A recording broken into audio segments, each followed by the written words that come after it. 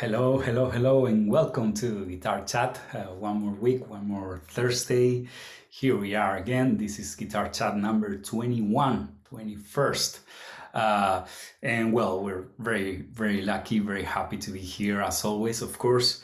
And remember, this show, Guitar Chat, is brought to you by Vegatrem, the best tremolo systems in the market for sure. And as always, I always have to remind you that it's gonna be good if you subscribe to our channel and if you hit like to all our videos, and also if you leave a comment, because that way you can enter into our monthly giveaway. We give away one VT1, one Vegatrem completely free. The only thing you have to do it's being subscribed and hit like to our videos and leave a comment as well. That's the only thing you have to do to be able to apply for the giveaway. Also, during this interview, I'm gonna be saying a code. I'm gonna be giving a code in which you can get a VT1 at a pretty cool discount. You can just go to our website and buy as many bridges as you want. It's only a one-time thing. You can do the purchase just once, but you can buy 40 if you want at a pretty cool discount. So that's a pretty cool deal as well. So without further ado, I'm gonna talk about today's guest. This week in Guitar Chat, we have a very special guest. Despite his young age, he has done his homework, achieving the skills needed to sound like a hair metal rock god. His music relies heavily on all the 80s bands we grew up with and loved. His guitar playing is the perfect collision of all those rock and roll shredders that put the guitar playing on a different level and change the sound of the instrument forever. Ben Cote is probably the best ambassador for this kind of music of his generation. So Ben, well, I'm very happy, man, to have you here. It's a pleasure. You know, we discovered you in, from Vegatrem. I was just, scrolling through Instagram, and I was like, wait a minute, who's this guy? Seems like he doesn't suck at all. So Thank let you. me That's talk to him a little bit. Yeah, thanks for having man. me on. I appreciate it. Yeah, it was pretty cool. I don't know how I just a couple of your videos popped up on my feed, and I was like, this is this is exactly what I'm looking for, right? Because you have all the rock and roll, and you're pretty young as well, and seems like you've done your homework, right? As sometimes they say, right? Oh yeah. It's a lot of homework. Yeah, right. Well, you have a pretty nice setup over there, man. You have a lot of amps, right? It's a Yeah. I gotta. Let me move so you can see them all. I got my whole wall of sound over here. But yeah, it's kind of where I've been recording my band. I have a little home studio set up here, and then it's also a good background for all my social media. oh yeah, yeah, yeah. I mean, it looks killer, man. It looks great. And also you can actually rehearse with your band over there as well. Yeah. I mean, it's a little bit small, so it gets a little tight when we rehearse in here. But we do it. Cool. Do you normally play as a trio or? Yeah. We've been a trio for a while now. I do the lead vocal duties as well, and it's kind of I feel like rock and roll. It's very pure when it's in a trio form, and I agree. it's also it's a great exercise too as being a musician, because there's nothing to hide behind when it's just you and a rhythm section. So you really got to be able to Yeah. fill a lot of sonic space, for all three of you, and Uh-huh. it's been good. Yeah, yeah, yeah, but it's true. You're completely naked. If there's any mistake or anything, I mean, everyone's gonna notice. So you have to be pretty tight, right? Oh, absolutely. Yeah, there's no room for error. Well, there's always a little bit of room, right? I mean, it doesn't matter if it's too perfect rock and roll. I don't think it would be so good, right? It's sometimes that raw thing, that energy. Sometimes you can allow yourself to make some mistakes as long as it's not all the time, right? I don't know. I try not to allow myself to make any. I mean, it always happens, but you know, I try to. You aim for perfection all the time, or what? Oh yeah, yeah. You know, I think that's just part of you know, there's two sides to music. You know, you have the art side and you have the craft side. You know, and so you have the artist and you have you know being good at your craft and you know there's it's being able to have balance between the two. And I guess what I mean by that, you know, is you have the artistic side, which is you know much more the creative, and then there's the craft side where it is, you know, this is your job. You know, this is you know this is like being a plumber or being an electrician or something. It's like you gotta show up and you gotta You perform. gotta be professional, right? You gotta Exactly. be on top of your game all the time, right? Absolutely. Man, that I really admire that. That's a pretty cool work ethic. You know, I've tried to do the same thing always as a musician myself, and but I like hearing you say that, making that distinction, because normally people think, you know, well, I'm an artist, you know, and this is my art, but at the same time, yeah, there's a craft right there, and you have to honor that, right? You have to do it as best as you can, because otherwise you're not taking it too seriously, right? Right. And then why should the audience take you seriously if you're not? So that's Yeah. kind of that's my look on it anyway. I don't know. That's also you know the Berkeley in me too that kind of trained me up that way. But no, Yeah. it's a matter of you know I feel like a lot of you know the you know a lot of my heroes you know that kind of came up you know in the 70s and 80s, you know, 90s too to some extent.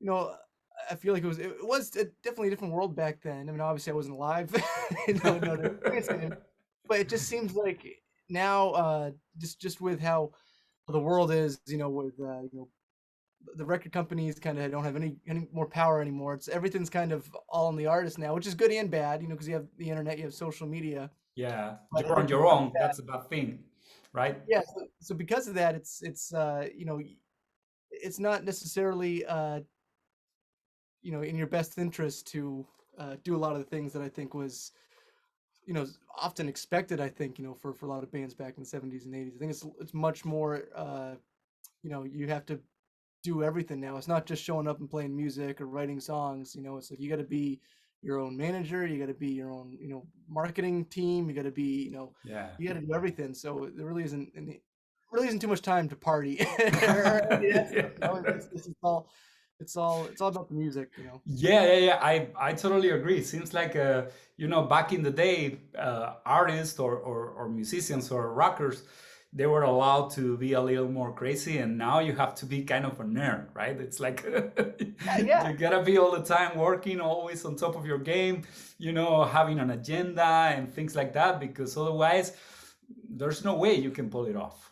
right. And it's not, I'm not trying to, you know, have a narrative that you know a lot of my heroes from the 80s, you know, didn't have a work ethic. 'Cause that's obviously not the case. A lot of them, you know, work just as hard and incredibly hard.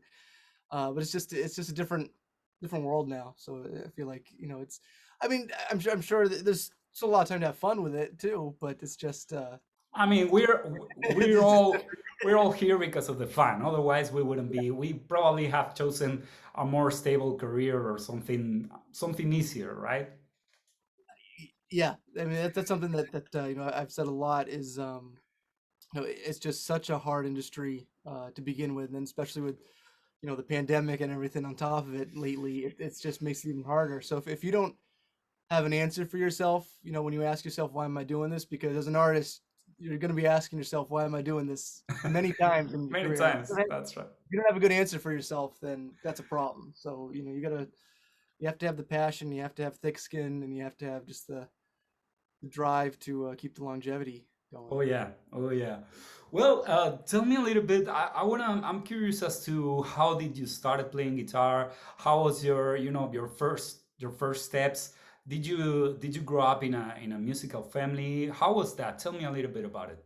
Yeah, so I started playing guitar. I think I was probably around 14, and it was because I discovered my dad's Van Halen CDs. Okay. Probably a couple years before that, and that kind of got me into the world of you know rock and roll and all that. But it was my dad's 5150 album in 1984. getting Wow. going. And Okay. that kind of was a snowball effect for me. Like then I discovered Guns N' Roses and then Aerosmith and Zeppelin and AC/DC, and it's kind of no looking back after that. But I probably got really into probably around 12, 13, and then right around when I was 14, that's when I wanted to start playing guitar. But for me at the time, I'm like, what, I'll just learn a few chords and impress girls and things like that. Uh, which but the second I started playing, I kind of got bit by the bug, and it's Yeah. kind of almost the opposite effect because I was spending all my time in high school, in my room on Friday nights, practicing and playing, not talking to the girls. Yeah. But yeah, so yeah, I started playing 14. My dad played guitar a little bit, not professionally or anything, but my first guitar was his old 1979 Ovation Matrix acoustic electric. Cool. Uh, so you know I wouldn't say I came from a musical family really by any means, but my parents, Well, they but were, at least your dad was he was interested in rock and roll, and oh that's yeah, how you discovered all these cool bands, right? totally. And my parents have just been just unbelievably supportive, ever since I started playing, and even now. I mean, they're still at every gig that I have. Cool. They've been really supportive. I'm really blessed. But yeah, and then kind of through high school is kind of those 4 crucial years, I think, of most just in general, but specifically for musicians, and it's kind of playing in bands, and I was trying to play live and gig anywhere that would let me. And I grew up right outside of Boston, Massachusetts, and here in America, and Uh-huh. so you know the area that I kind of grew up in was pretty strict for if you weren't 21. A lot of times you wouldn't be able to play in a bar. So we Oh yeah, yeah. yeah, Now, so I'd play wherever would let me, which really wasn't too many, but it was just trying to get as much experience and just trying to play live. And then I ended up going to Berkeley for college, and I kind of had a little bit of an advantage because I was already from the area, where so many people come yeah, they from. come, they go over there, right, and they have to look for an apartment over there and everything, right, and it's way more expensive, right? But Oh yeah. since you were in the area already, you had that advantage, right? Yeah, so I had the advantage, the fact that I already had a band, and musicians that I knew beforehand, so I was still gigging, all the time. I grew up, probably about 2 hours outside of the city, so for most of my time as a student, I commuted in, which was, a long day. But Okay, got it, got it. I don't know if you've ever been to Boston, but I mean, traffic here is It's god crazy, awful. right? Oh yeah, so it'd be like probably a good 3 hour commute, each direction. So I'd be getting up, 5:30 in the morning, going to class all day, getting home at Ooh. like 10 o'clock at night, practicing, doing homework, and doing it again every day. But it was great, just being around, you know, all the music and everything, and like I said, I was gigging all the time, and just trying to do everything I could musically, and then Yeah, yeah, yeah.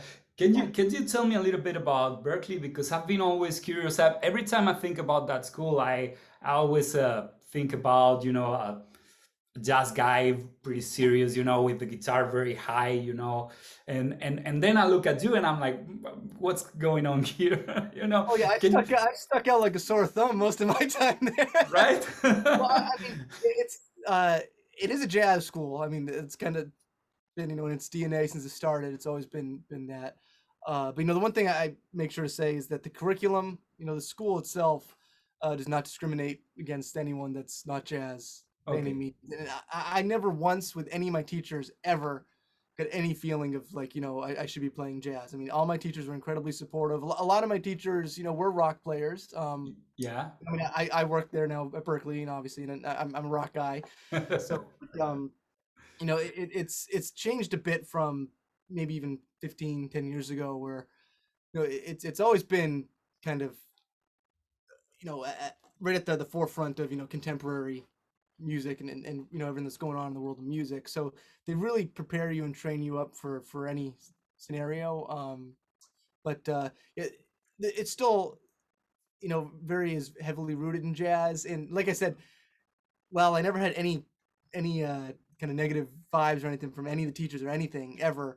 A lot of the other Uh-huh. students, when I was a student, would kind of you know, they kind of give up the vibe that, all right, maybe I was a little bit lesser than they were because I was rock and they were jazz, which, I understand. Yeah, yeah. So do you think they were a little bit more snobs than the teachers themselves?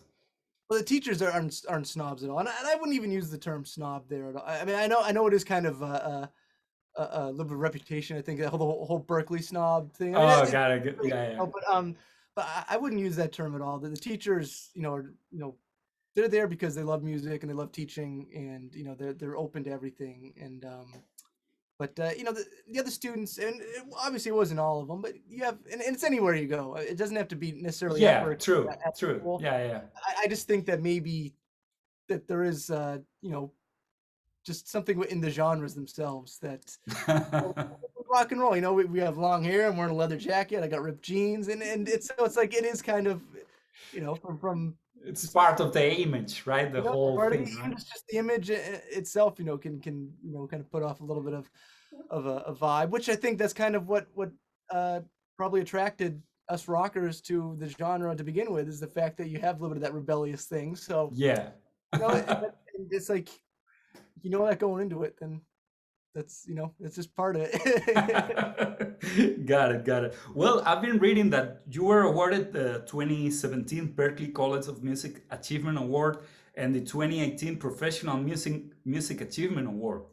I think that's pretty cool. What did you feel when you had these recognitions? I mean, it was great, because like I said, it was a lot of hard work, and yeah, I guess I'll back up and preface it a little bit. So, because the one thing that I don't know if too many people know, but I kind of had a little bit of what I call kind of like a maybe like a Tom Brady kind of moment. Whereas I don't know if you're familiar with American football and Tom Brady, but I know who Tom Brady is. yeah. I lived in Texas for 7 years, so Oh, okay, so I okay, know. yeah. So, but being Massachusetts, Tom Brady is Yeah. not so much anymore since he's moved to Florida, but I'm still a fan. But Oh, I'm sorry about that, it's man.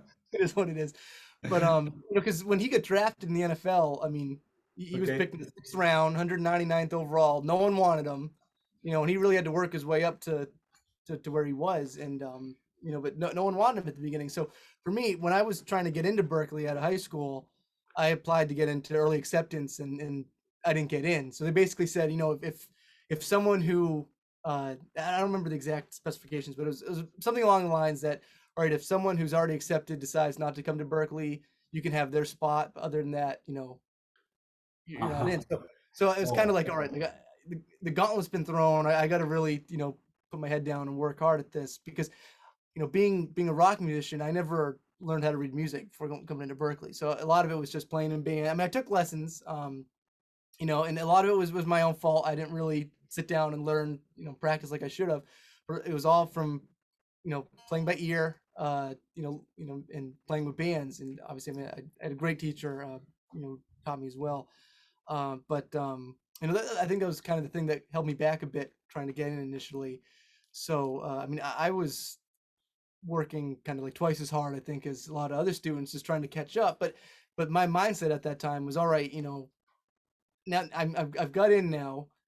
I was able to eventually get in, and it's like, all right, if I have to work twice or three times as hard as the person next to me to get the same result, then so be it. I'm going to have to do that. And I think a lot of that kind of forced me to kind of have that outlook and that mindset just for life in general, which I think can come in handy when you at the end of the day, you just kind of have to just put the work in, and leave your ego at the door and all that. oh yeah, because you're gonna suffer, that's for sure. I mean, Yeah, yeah. there's gonna be setbacks, there's gonna be any kind of problems, and you have to overcome those, of course, all the Yeah, time. because exactly. I remember the morning that I got the email from Berkeley saying, basically what I told you, that I didn't get into the first wave of acceptance. And I remember my mom kept telling me, "You're gonna be like Tom Brady, just kind of keep working, you'll prove yourself." So by the time I got to my junior and senior years, was when I got the 2016 and 2017 Achievement Award, and then the 2018 Professional Music Achievement Award. So it felt good. It's like, all right, it's like I'm proving myself now. Like I've like I knew that I could do it, but like now that Berkeley can see that, what I Uh-huh. love as well. Um, and so it felt like, everything that I was putting into it was paying off. And then I graduated in 2018, summa cum laude of my class. Wow, congratulations. And That's thank you. awesome. And then right after I graduated, Berkeley asked me to come back and teach, Nice. wanted me to. So I taught there for 2 years, the summer programs, and then the position opened up to be the full-time coordinator of all of the guitar department. So basically overseeing it and being part of the leadership for that. So I was able to get that gig, and that's what I've been doing ever since. So it's been Wow, that's pretty cool. So trying to keep working my way up, but yeah. yeah. So now, I mean, everyone who's a student has to go through your supervision, right? A guitar student in Berkeley, Oh right? yes, yeah, yeah. I mean, we kind of oversee pretty much all the students, all the teachers, all that, and it's kind of keep the guitar, everything guitar related at Berkeley. We have to oversee it and make sure everything's running smoothly and everything's happening the way it's supposed to be. Nice. That's a pretty sweet gig, I would say, right? Because I mean, you're all the time connected to the musicians, to the new talents as well, and you are yourself a new talent. What year were you born? Because you're pretty young. 1994. 94. It's incredible, man. You have a pretty, pretty, how you say this, a rocket career, I would say. It's pretty nice. It's pretty nice. And also, I've been listening to your music, and apart from the guitar playing, of course, because we all assume that you're a great guitar player, which you are. You also have pretty nice tunes, and you also are a pretty cool singer as well.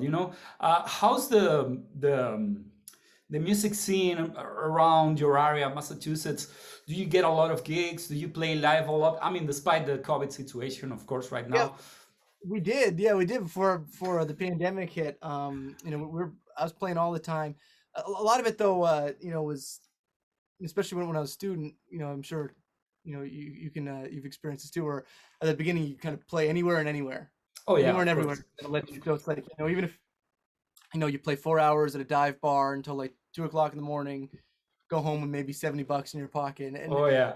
so it's like we were playing just everywhere we could, anywhere that would pay us, even if it be a low amount. But it's like as soon as I got the gig at Berkeley, then it was almost like some breathing room. It's like, all right, it's like now I can, be more selective now, and I have my set rates. It's like, all right, if this is what we require you to pay us and all this, and if you have a problem with that, then sorry, but because it's just with everything I'm doing now is just I'm just so busy with Berkeley, and then recording the new album. Then Instagram is been taken off for me as well, so I've been doing a lot of work with that. So it's like, all right, it's like I have to make sure that when my band's playing something that both myself and especially my bandmates, Yeah. it's worth their time showing up to play. So even before the pandemic hit, our gigging, we weren't playing as much, but like I said, we were getting more selective, so it was only kind of the bigger shows we were playing. Yeah, because it has to be worth it, right? It has to be.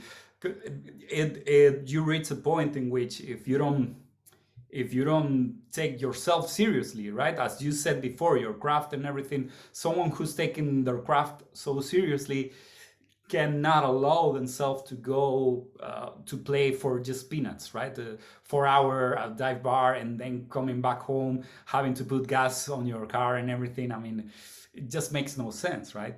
Yeah, and it's just kind of the unfortunate reality of it sometimes, because I'd love to be able to play you know Yeah. every single gig, but it's like you get to a certain point where in your career that which is a good thing when you get to that point, but Uh-huh.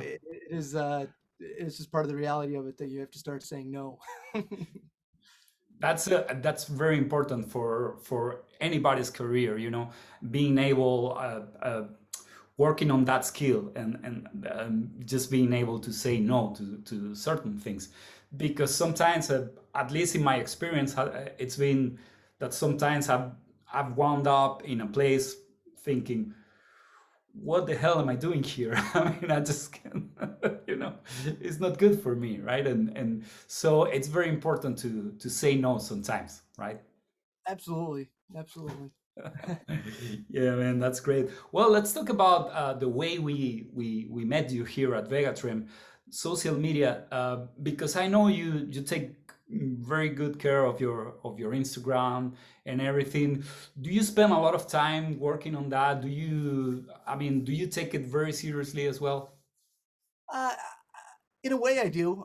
You know, it's definitely. I think that social media now, for better or for worse, is I think more effective than playing live. You know, at least you know for you know, this generation. Just because you just have so much. You're so much more accessible to everyone all over the world, Yeah, and like ourselves, right? of course, absolutely, and it's just so you have to take it serious in that sense. Make sure that you know you really build your brand and your image the way you want it to be in a professional way. But on the other hand, it's like a lot of the videos I post, you know, it is me having fun. It's like you know I'm just kind of noodling and playing fast and kind of doing the you know the shreddy stuff. And Yeah, it's not like I would never play a solo like that on a record, you know, at least not for the entire solo. You know, yeah, I try to be a little bit, and because you do get some haters, you know, if you want to call them that, but some comments, you know, saying that you know all you do is play fast, or you know, stop trying to be Eddie Van Halen or Andy Rhodes and all that. And it's like you know, it's like this is kind of me my downtime having fun, you know, just filling yeah. myself playing. It's like you know, I got a full-time gig at Berkeley College of Music. You know, I got my band that we have, you know, 3 albums out, you know, on Spotify, and you know, we're working on our fourth. It's like you know, give me a break. Yeah, well, but at least, I mean, at the end of the day, it's the internet. You know, there's gonna be haters no matter what to do, right? Right. Right. But I think you know for the majority. I mean, yeah, I'm very blessed. I have you know a lot of very supportive you know fans and friends you know on Instagram. But you know, I think a lot of it, it works the way I wanted to, and the fact that you know people get drawn in, you know, watch me do like a Van Halen tapping lick or something, you Yeah. know, start following me, and then check out my band, check out my original songs, and that seems to be you know what you know was working, and you know I love doing it, and the other cool thing too is because my Instagram was never what it is now up until not even a year ago yet is when it kind of blew up because of the pandemic. I had more time on my hands where I wasn't gigging. Uh-huh. That you know I started filming myself and just posting some videos. And then you know unfortunately I think one of the things that really helped me the most was Eddie Van Halen's passing away because as soon as he Oh, passed, all of a sudden everything that I've been playing my entire life became really mainstream again and relevant because everyone was talking about him, and that kind yeah. of really, you know, just you know it's unfortunate that that had to be what helped me, but you know, and that really kind of helped kind of blow up because of that. And I went from having like maybe 1,000 followers probably last October, and then now I'm like I think it almost 35,000. But Wow. it's just you know it's word of mouth, and I think you know everyone that has been following me on there, I think it's drawn to the fact that you know I just having fun with it, and you know I try to just put out positive vibes, and I try to Yeah. really reinforce the fact that you know I tell people all the time like if I can do this, you can do this. All right, it's like there's nothing special about me. I just practice. It's like if I can do it, you have no excuse not to. Because I have a lot of people saying, "Oh man, I wish I could do that," or "I'm never gonna be able to do that." It's like if I can do it, you can do it. There's Yeah, no yeah, yeah. excuses. Well, That, that's it's around me. pretty interesting, man, because sometimes I totally get what you're saying. Because sometimes people think musicians are some kind of magicians or something like that, or you have to you have to be born with the gift or anything like that, you know. And sometimes, for instance, when I've had students, you know, and I've been teaching people, it's like, no, man, this is, you know, you have to work hard. Of course, you have to work hard. You have to put all your intentions on it, but you can do it. And part of the or a big part of me teaching is convincing all those people that it's possible that they just can do it if they're willing to put the enough effort, right? Yeah, and you know with my students, a lot of times you know I'll try to you know really reinforce the fact that it's like as a teacher I'm just giving you the information. That's Yeah, all I can do. That's my job. That's that's all I can right. do. I cannot force you to practice it. I cannot force you to. I mean, I can I can yell at you if you come into your lesson. If you go, math, what am I going You to can do? get mad, right? You can get Yeah, mad at yeah. them. It's like my job is to give you the information as a student. It's your responsibility to apply that information and to practice it. And it's all on the student for the most part.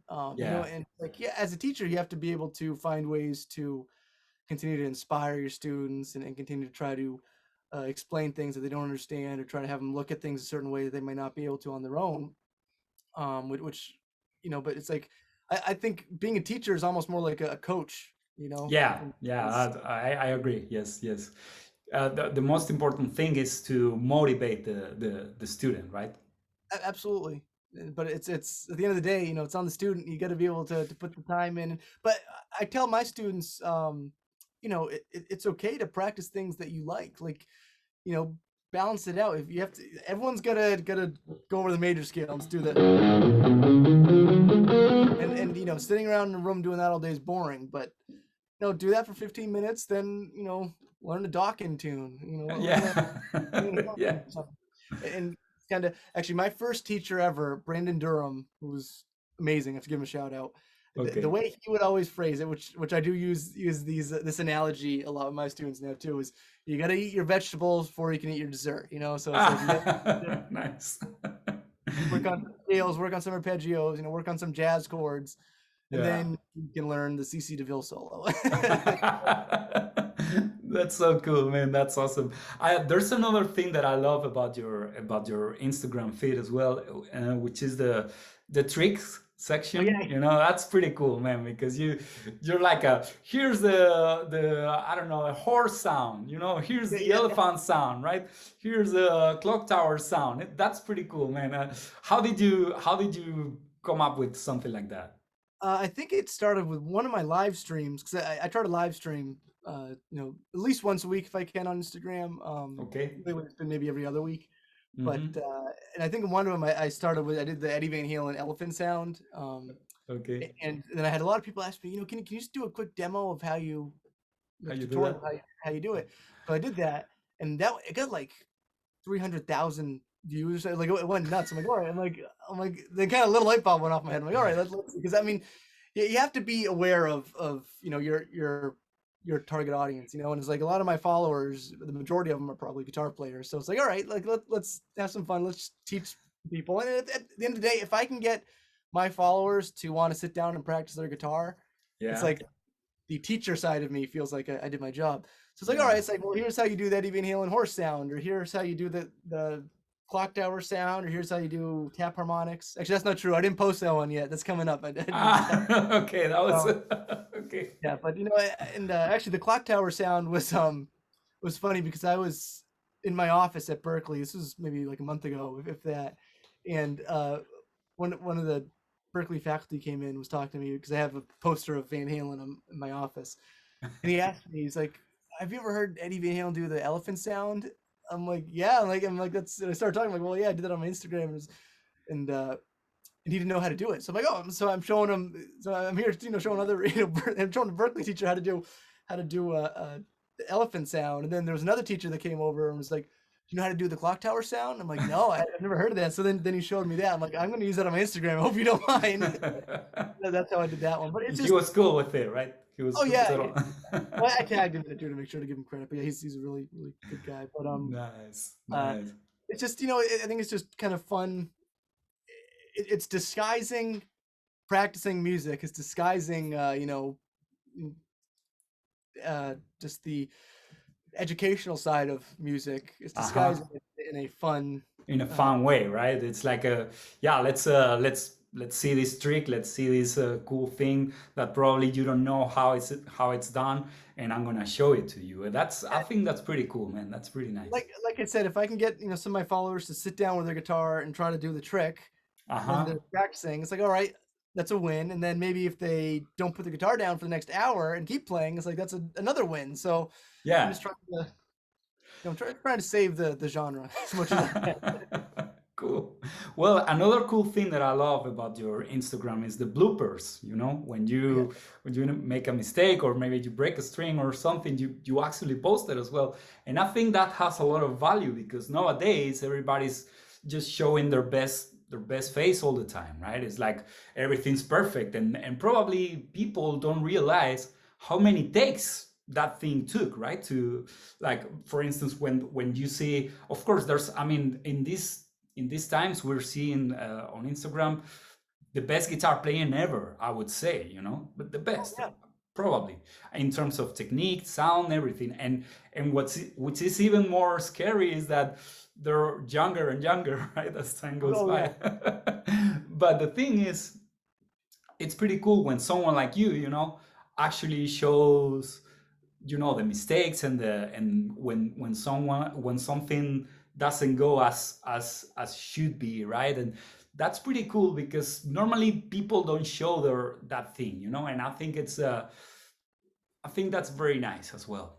I think that's why I did it. Was just like you said. I mean, everything just. I don't know if it's because the internet or what, but just our society is just in such a perfection mode all the time. They expect everyone to be perfect all the time, and they don't want anyone to be human, and everyone's going to be a machine. And it's like, you know, and Yeah, I don't want to be that way, and I want to show everyone that I'm not that way. So it's like, you know, I'm gonna. You make mistakes, you know, it's gonna happen. And yeah, sometimes when I'm filming something, I'll get it in the first take and it'll be perfect. I'm like, all right, I'm gonna post that. Sometimes it'll take me 3 takes, sometimes it'll take me 10 takes. And it's just, you know, it's I'm a human being, you know, we're all human. So it's like I'm gonna post it and you know, hopefully you know, the message I'm trying to get across with that is that, you know, it's unnatural to be perfect all the yeah, time. that's Unnaturally right. perfect, period. Uh-huh. And you know, and like I said earlier in this interview, you know, as you know, looking at music as your craft, it's like, yeah, you should be pushing towards perfection, pushing to do things as best you can be. But you know, we're gonna make mistakes. It happens. Just own it Yeah, and go of on. course. Yeah, that's great. Well, do you have a lot of do you get a lot of like private messages asking you about, you know, for advice or things like that, you know, All people the asking time. you about, hey, what kind of guitar should I buy, or what kind of pedal should I use to play this Van Halen song or something like that? I get thousands. Really? It really is unbelievable. So I mean, if anyone's gonna be watching this that follows me on Instagram, I didn't respond to you. It's because they get lost. I'm sorry. It's nothing personal. You know, I try to respond to them if I can, but yeah, there's so many that usually the majority of them are uh, either what amp are you using, what pedal are you using, you know, what shortcuts can I use to play fast or get Oh, better, which I wow. say there isn't any. And then the other ones I get all the time is, here's my band. Can you check out my band and share it on your page? It's Oh, like okay. don't put me in that That's a position. spam. That's spam. That's not cool. Yeah, but you know, but there's also a lot of people that just will reach out and you know, say, hey man, you know, really dig what you're doing, and you know, really appreciate your music and all that. And then it's like that's really good to see that. But yeah, a lot of them it's much more you know, gear based, and you know, what amp you're using, what are your tone secrets and all that. And if anyone wants to know what my tone secrets are, I just use this little practice amp right here Cool. for all of my videos, for all my live Nice. streams, just because it's a lot easier for me to get the levels. I don't mic anything up. I don't have any sort of DI. I have a holder for my phone that Uh-huh. I'll have this sitting right next to my phone. And it's just the whatever audio the phone. So the phone picks up the sound of the amp. Yeah, It's like that's that. it. I don't plug anything in. I don't mic anything up. A lot of times, the reason I started doing this is because this particular amp, it's the Yamaha THR. It's a little It's a practice amp. pretty cool amp. Yeah, it's a Yeah, very nice. yeah, and I got them because I have it because it has Bluetooth on it. So for my live streams, I can play backing tracks through this, and then Okay. there's a volume for my guitar on the amp. There's volume for the Bluetooth audio, so I can get a nice balance of me playing over backing tracks for my live streams, because it's like I can't really do it with any of my, you know, real amps. It's like, because Yeah. you know, I'm trying to they come from the speakers over here, and then I can try to play it through my monitors, but it's like then it's just too many variables. So it's like if I have the sound coming through the same speakers, and then I can just, you know, hit the levels there, and then it just makes my life easier. And you know, I think that tone a lot of times comes from technique and comes from how you're playing. And Yeah. you know, It's pedals are cool, effects are cool, but you're not going to mask, bad technique or bad fingers, with that. That's something else I try to, hammer that into all my students have, and my followers. yeah. Just Have you ever have, seen that video of Joe Satriani playing through a $100 guitar, in a pretty cheap amp? Have you ever seen it? no, but I think Zach Wild did a similar video through a little the Hello Kitty. Oh well, They can play yeah, up. It's like it still sounds like Zach Wild, It's still, yeah, true, true. Satriani, But I'm sure, probably still sounds exactly the same. the same thing. I was gonna say the same thing about Joe Satriani. He sounded just like himself. Playing through a very cheap, very low quality guitar. And he sounded amazing, of course. And the same thing would apply for any of our heroes, right? I would say, Well, yeah, there's a man. story of back in must have been like 1978. It was Van Halen's first tour, and they were opening up for Ted Nugent on Okay, whatever the tour, and Ted Nugent was just like obviously like everyone else was at the time, just blown away by Eddie. And yeah, I guess at soundcheck he asked Eddie's like, your sound is unbelievable.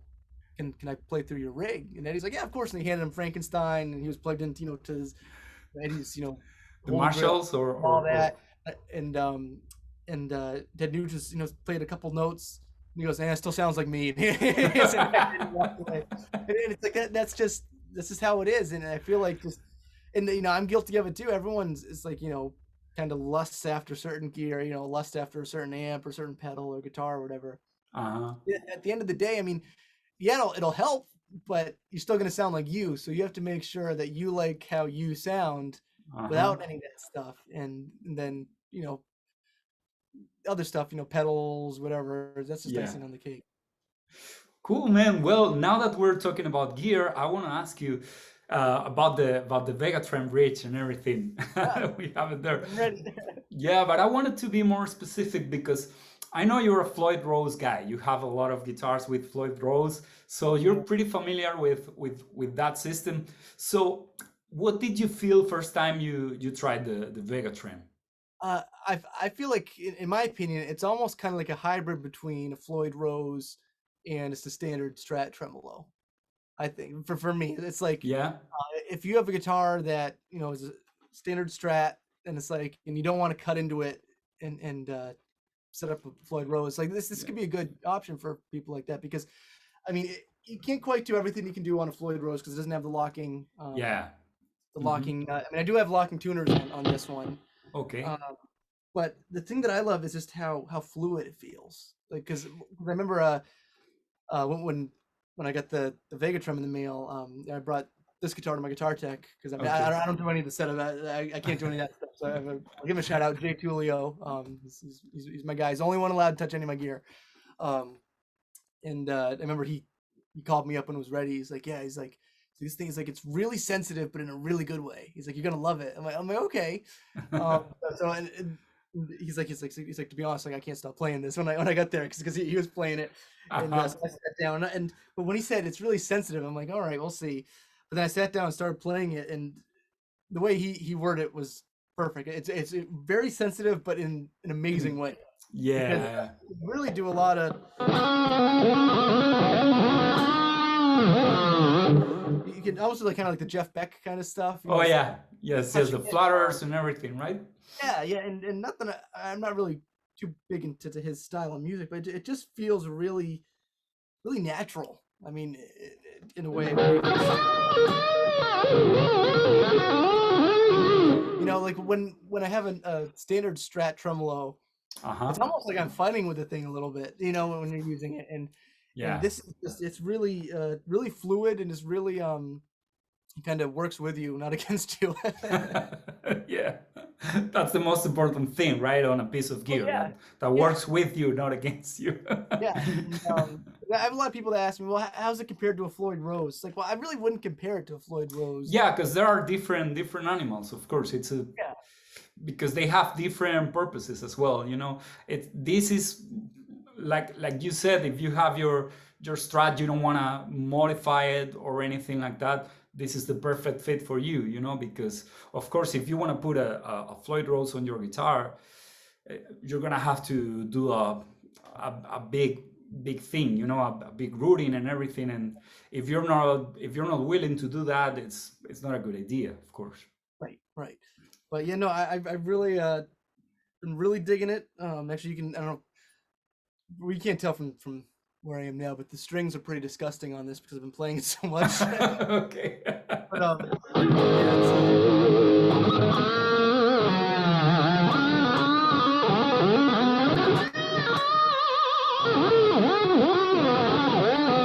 so you still do kind of a lot of those that sound that you get from like a lot of the '80s, you know, Floyd Yeah, guitars.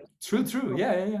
Like I said, I wouldn't compare. I'd compare this more towards. I think it was an upgrade to a Strat tremolo, like a Got big it. time upgrade, rather Yeah. than the Floyd Rose is just apples and oranges, you know. But Yes. you know, it's really it's just fun. It Cool. makes you want to just have fun and just, you know, just be happy. Nice. Nice. And I really love the big headstock Strat as well, you know. Have another one Yeah. myself. It's pretty cool. Did you like it? Because some people hate them. I don't know why. Oh, well, this is actually a parts caster that I Oh, had built a few years ago. I got the body really cheap. It's a genuine Fender. I think it's a 2018. Well, it was a limited edition. I think it's called like butterscotch or buttercream, whatever it was. And then I ended up getting. I wanted a big headstock neck. So the okay. neck is actually a made in Mexico Fender neck because that's the only one I could get. The big Uh-huh. headstock With at the the big time. headstock. Yeah. Yeah, so I got the made in Mexico one. Then you know, I've been a DiMarzio artist for a few years now, so I got some set of DiMarzios in here and locking tuners. So it's kind of like over the course of maybe 6 months, kind of accumulating all the parts from here and there. The cool thing on this is I don't know if you can see too well, but I got this. Oh, that's pretty cool, man. Creator of the The, Black Lagoon. yeah, you know, because I love the old Hollywood, you know, movies and, you know, especially the old vintage horror stuff. I So used to have a T-shirt about the creator of the Black Lagoon, man, many years ago. I wish I still had it, but you know, I worn it for so many times, so much time that it was pretty disgusting in the oh, end. yeah, it's kind of, you know, over time, just kind of changing it. And, you know, I went through a few different pickup configurations in this, but yeah, it's kind of my Frankenstein, I guess. Not that it's anywhere near as iconic, but Yeah. my Well, parts maybe will be in the future. Will be. yeah. You I don't still know. have time to have time to be super famous, you know. So talking about that, how about do you have any plans maybe in the long term future about coming to Europe, maybe to tour, to play, maybe coming to Spain? We can take you places around here. I mean, if I ever have the opportunity, you know, to be able to do it and have it, you know, be not, you know, financially detrimental, you know, then I'll do it. Because I mean, it's tough. I don't know how a lot of these bands nowadays are doing it. You know, kind of doing a lot of these tours where you're just not really making any money right now. I think at least from, you know, my scene, my area, it's tough to tour and make money, or at least you know, do more than break even. Yeah, I But, you know, understand. I'd love to start touring some more because you know, when I was in college, you know, I had the opportunity. I was in a touring national touring band that I played around the country with a little bit and got to meet a lot of my heroes, you know, with them. But you know, the second I get the opportunity to, I'm definitely going to be traveling. But I'd Well, love to come to Europe. I've never been. I've never actually been outside of the U.S. to be honest. I've been all over oh, the U.S. but I've never been outside of it. So I'd love to come well, hang out there. we have to make you a passport, man, so you can come to Europe. Yeah, yeah. Well, Berkeley has Valencia campus, so who knows? Maybe I have to come and True.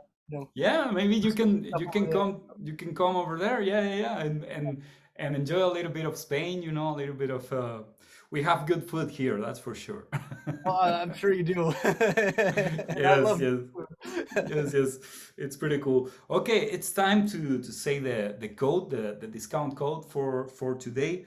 We're gonna the code for today. You guys can go to our website if you wanna buy a Vegatrem for a 10% discount.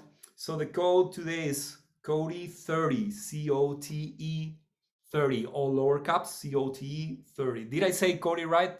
You did, yes. I was about to say thank you. You're one of the first people that everyone always pronounces it Cote. And I released an EP 2 years ago now, where I Okay. didn't know it's called. It's pronounced Cody, but I spelled it CODY to try to help people with it. Because Oh, okay. Leonard Skinner did that album was like 75 or something that it's pronounced, Leonard Skinner. Oh, yeah, Um, yeah, yeah. That's pretty cool, so I man. kind of, took a page from their book and did it's pronounced Cody. And we even had T-shirts saying it's pronounced, it was spelled CODY in quotes to try to Ah. get people to.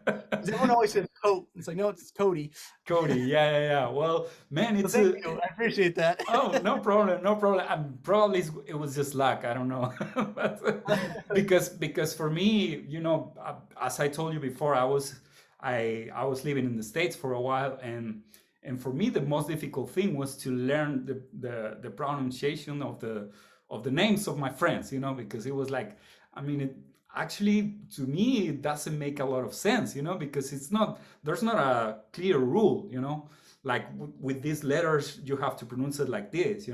English is kind of weird in that way. It's kind of Absolutely. It's all over difficult. the place as far as, It's you all know. over the place. It is. And as you can see, I still have some problems with my vowels, but I'm little by little I'm getting there. Well, I need to be able to learn another language. All I can speak right now is English. So, well, it's just like playing guitar. It's just a matter of practice and hard work, and that's all.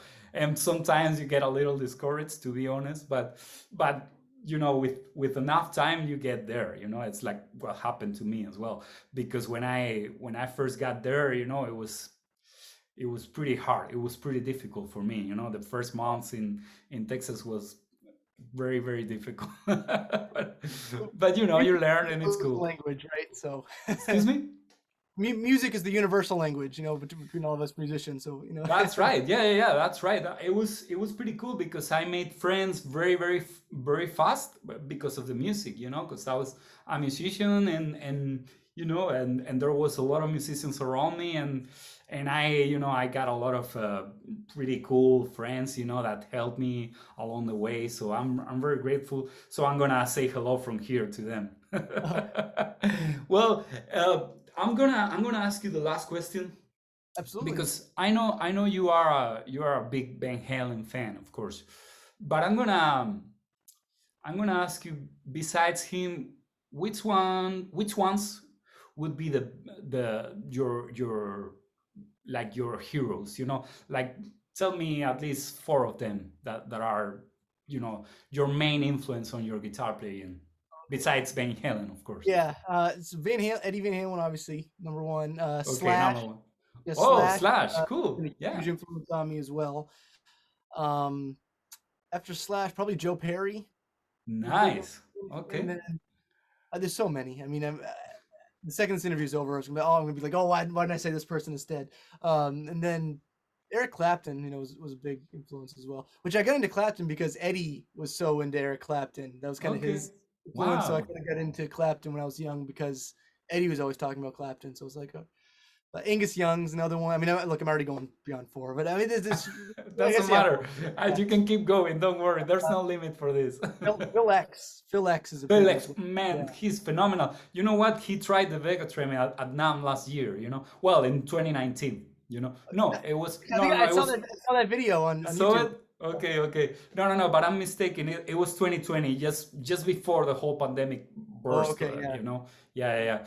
By the way, are you gonna be there next year? If as long as everything isn't shut down again, hopefully. I think because every time I've ever had the opportunity to go to NAM, something comes up and then I can't. So like when I was a student, I just just being in Massachusetts, I'm on the other side of the country, so it's really expensive. So I wasn't able to do that when I was a student. And then after I was graduated and I was able to, um, that was I got the full-time gig at Berkeley, and then right around NAM is usually when everything's pretty hectic because that's the beginning of our spring semester. Oh, Starts got it. again. Yes. So that was my first year at the full-time position, kind of overseeing everything as a coordinator. So I'm like, all right, I'm not going to go this year because they need me here. And then we had the pandemic, so Yeah. Well. hopefully we'll see because I hooked up with I'm an endorsed artist with Iconic Guitars now, based in San Diego. Tell me about them. Tell me about them a little bit, because I don't know what it is. Is that a store, or is it a brand of guitars? It's a brand of guitars. Yeah, I don't know if you see my blue guitar. It's you know, it's kind of a Strat shaped. Okay. And yeah, so I hooked up with them probably back in January, and then they built me that one. So they were talking, because the rate, you know, in the Anaheim area. So they were talking about the possibility of me, you know, helping getting me out there and setting me up out there. So yeah, we'll see. Cool. That's No, awesome, man. if I have the opportunity to be out there this year, I'm not going to pass up on it. Awesome. Well, if you are there, we have to see each other, because we're gonna be there for sure, and we're gonna have a place for you, you know, at the Vegatrem booth, so you can try our new things and everything. You know, it's gonna and it's gonna be a pleasure for us to have you. You know, and of course it's already a pleasure for us to have you among the Vegatrem family. We are growing little by little, you know, and it's a pleasure. It's an honor for us to have people like you know, guitar players as you, and it's you know, it's happiness from us, you know, every time we see people like you working and playing our tremolos, man. It's great. I appreciate it. No, really. I mean, I won't endorse something that I don't like, and so I really like this, and I'm not someone that'll just, you know, say one thing, you know, publicly to try to look a certain way, but it's like I really dig this. I think it's really awesome. If I thought it sucked, I would have told you. And I know. Well, and I really appreciate it, man, because we can tell that's the truth, and I really appreciate it.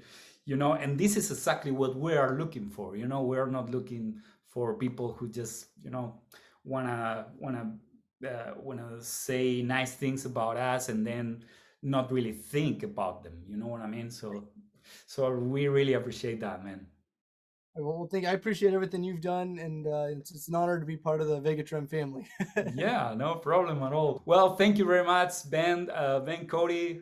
So we're gonna leave all your social media links in the description of this video below, so everybody can, you know, follow you on Instagram. The ones that are not following you yet, so we're gonna leave it there. We're gonna leave links to your Spotify as well, to your video clips, to your YouTube channel as well. And well, that's all for today. If you guys like what you hear, if you guys like what you see, just subscribe, hit like button, and see you next week, next Thursday. Till then, be safe, be happy, and play a lot your guitar. Thank you. Thank you. Hey, how many times have I told you, you can't be back here listening to this rock and roll bull***? I'm not paying you for that. I got a diner full of people out there, and you want to sit back here listening to this bull***? All right? It ain't happening. I'm not paying you for that. If you don't understand that, hit the road, okay? Hit the road.